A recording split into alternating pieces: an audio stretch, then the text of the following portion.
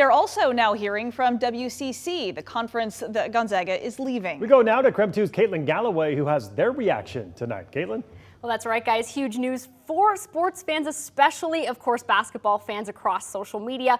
A lot of reaction to get to, starting with what the conferences had to say about the move. Both the Pac-12 and the WCC put out statements today. WCC statements saying in part, quote, Gonzaga has been a valued member of the WCC for more than 4 decades.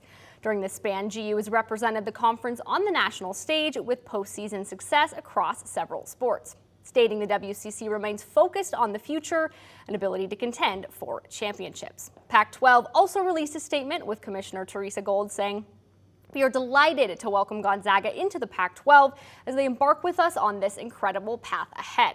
President McCullough and Athletics Director Chris Stanford not only bring strategic expertise and forward thinking to the conference, but they are two incredible leaders who care deeply about student success and fortifying student-athlete academic and athletic experiences. Today represents an exciting milestone for the Pac-12 as we welcome another outstanding institution with a rich history of success into our league.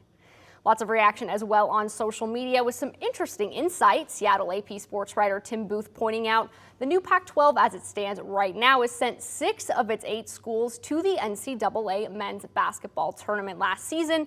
Pretty good odds, and adding to the general reaction, it's looking like a strong basketball conference.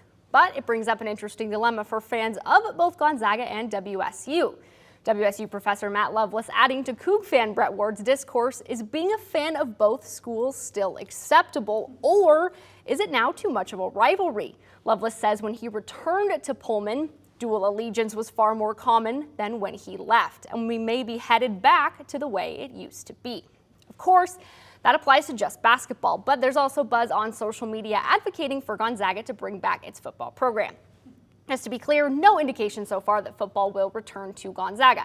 However, according to Gonzaga's archives and library, their last football game was in 1941. It ended in a 59-0 loss to a school you may be familiar with that was formerly called Washington State College. Looks like we may have most of the elements of a renewed rivalry here. In studio, Caitlin Galloway, KREM 2 Sports. All right.